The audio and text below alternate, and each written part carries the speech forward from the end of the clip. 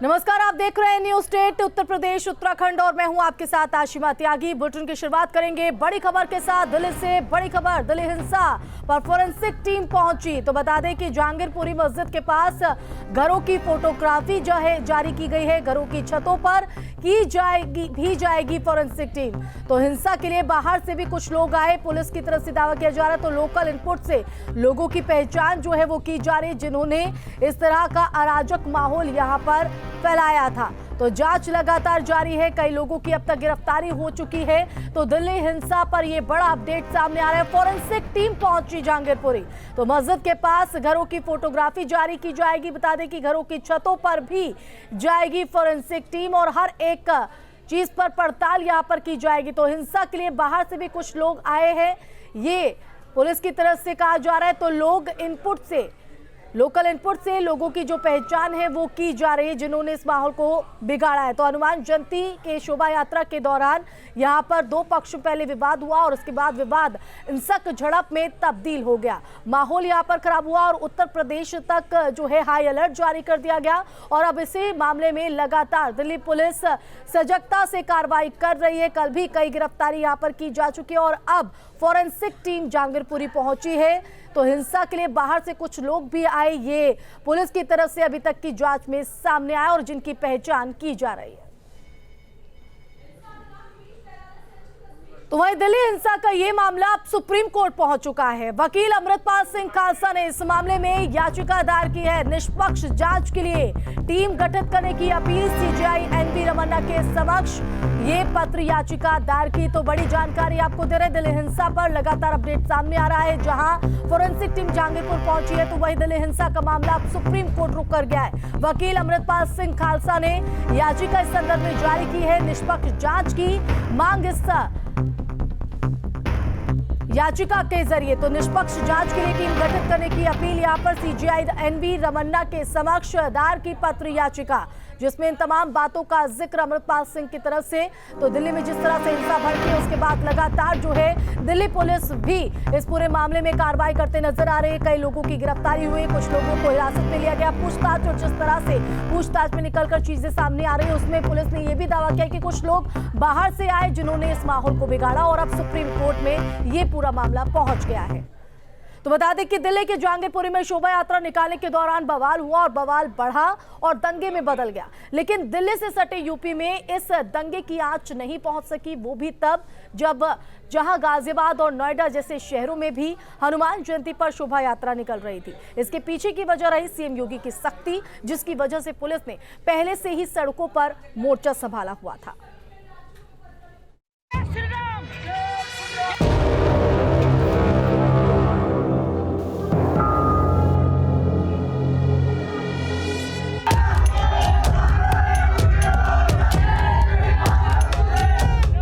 गाजियाबाद से दिल्ली के जहांगीरपुरी इलाके की दूरी महज 30 किलोमीटर है। जहांगीरपुरी में शनिवार को हनुमान जयंती पर निकली शोभा यात्रा के दौरान पथराव हुआ, फिर बवाल हुआ, सड़क पर निकले, कई गाड़ियों में आग लगा दी गई।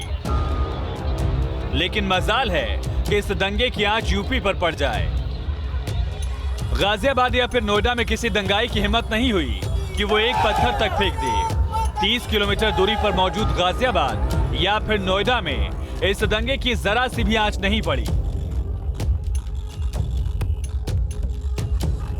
इसके पीछे की सबसे बड़ी वजह थी डर। यूपी में योगी सरकार है और योगी सरकार में माहौल खराब करने की हिम्मत किसी में भी नहीं है।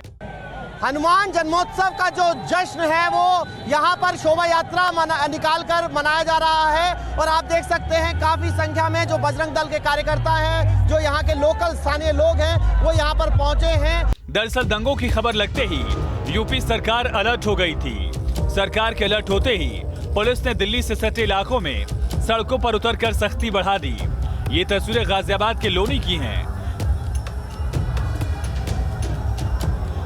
लोनी गाजियाबाद का सबसे ज्यादा संवेदनशील इलाका है। इसकी वजह है लोनी दिल्ली से सटा हुआ भी है।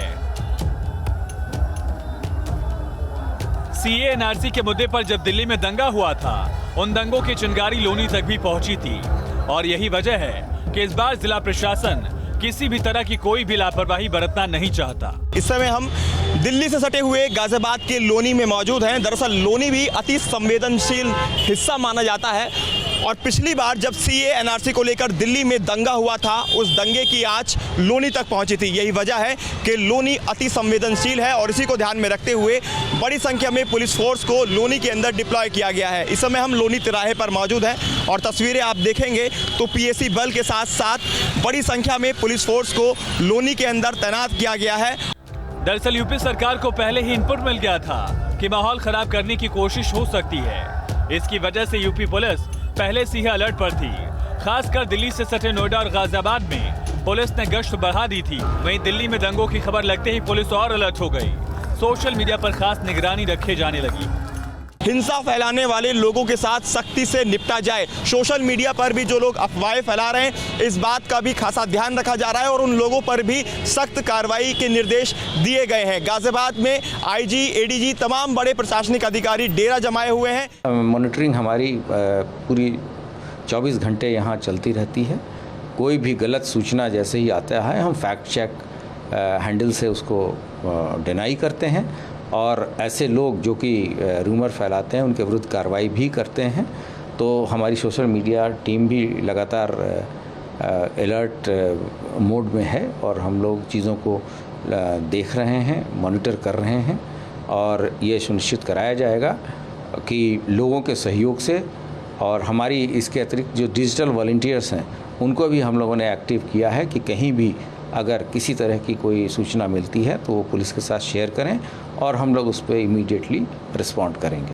दरअसल यूपी की योगी सरकार पर पहले कार्यकाल में भी दंगों का दाग नहीं था और योगी सरकार 2.0 में भी योगी सरकार इस दाग को दूर रखना चाहती है। यूपी में दंगाइयों को सबसे बड़ा डर लगता है बुलडोजर से, जो गलत करने वालों के मंसूबों को कुछ ऐसे तोड़ता है कि फिर वो गुनाह से तौबा कर लेते हैं। और शायद यही वजह है कि एक तरफ जहांगीरपुरी दंगों की आग में जल रहा था तो दूसरी तरफ गाजियाबाद और नोएडा में शोभा यात्रा निकाली गई, जहां ना तो किसी ने अड़ंगा डाला और ना ही किसी ने इसकी कोशिश की।